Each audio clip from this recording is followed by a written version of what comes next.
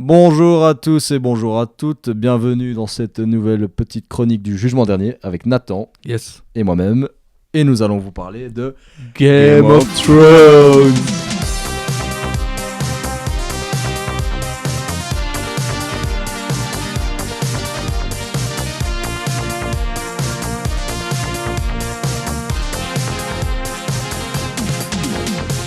Ok, donc c'est une petite chronique qui va toutes les semaines revenir sur l'épisode sorti le lundi. Pourquoi pas en parler entre nous, pour vous et entre nous. Yes. On va peut-être commencer du coup avec le début de cet épisode. Donc on va récupérer tous les personnages qu'on a perdus à la fin de la saison 5. Donc entre autres Jon Snow, Khaleesi, Cersei, Tyrion, etc. etc. Donc on va pas s'étaler sur le résumé de la fin de la saison 5. On va directement reprendre le début de la saison 6.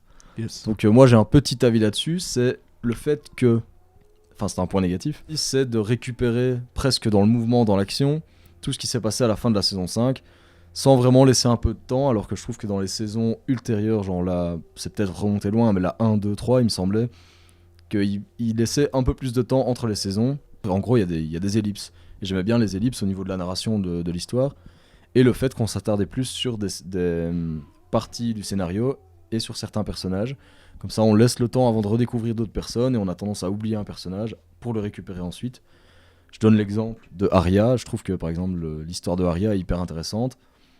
Là, en l'occurrence, elle a quitté le temple et tout ça, et on voit juste qu'elle se fait un peu matraquer la gueule par la petite avec son bâton.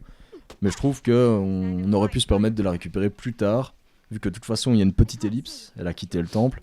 On aurait pu se permettre de la récupérer à l'épisode peut-être 2 ou 3 et avoir tendance à l'oublier pour s'attarder sur quelqu'un d'autre. En dehors de ça, je trouve que c'était un très bon épisode. Nathan.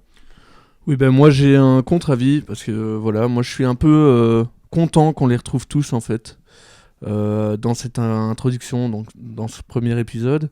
Comme je disais, en fait, faut une introduction, faut une conclusion et je pense que c'est pour ça les deux épisodes, donc le dernier épisode de la 5 et le premier de la 6, c'est logique qu'ils se ressemblent parce que l'introduction et la conclusion doivent se ressembler. C'est totalement... je sais plus ce que je disais. C'est totalement... C'est totalement justifié. Ouais. C'est totalement justifié. C'est Voilà. ça. Du coup, on va peut-être passer au pronostic en fonction de ce qu'on a vu sur ce qui pourrait éventuellement se passer à l'épisode 2, voire plus loin. J'aime bien le fait que Jaime rentre à King's Landing, au pays, et qu'il retrouve Cersei, et que du coup, lui qui avait, je trouvais, une position un peu plus neutre, un peu plus, il était un peu remonté dans les sondages niveau positif, et je trouve que maintenant, le couple Lannister, je sais pas s'ils vont s'assumer comme un couple, j'imagine que non, mais en tout cas, ils vont aller tous les deux vers le même but, c'est-à-dire se venger de ce qui leur a été fait, donc Myrcella qui a été assassinée par Adorn en tout cas. Je pense qu'on va vers une résurrection de Jon Snow, pardon. Et, Par Mélisandre. Moi, j'ai vraiment envie de voir comment ça va se passer à Meereen avec Tyrion qui est au pouvoir avec Lord Varys. Il y a un peu une retrouvaille entre deux et ça pourrait être bien parce qu'on sait très bien que quand eux avaient le pouvoir sur Port-Réal, on sentait que moi j'aimais bien quoi, c'était positif. Et je pense que ça peut être positif aussi pour la ville de Meereen en attendant le retour de leur reine. Et j'ai envie de voir la réaction du peuple par rapport au fait que ce soit un Lannister qui gouverne leur ville, quoi. Voilà. Moi je pense juste qu'on aura peut-être pas le temps de voir ça vu que Khaleesi va sûrement pas tarder à être secourue par Sir Davos.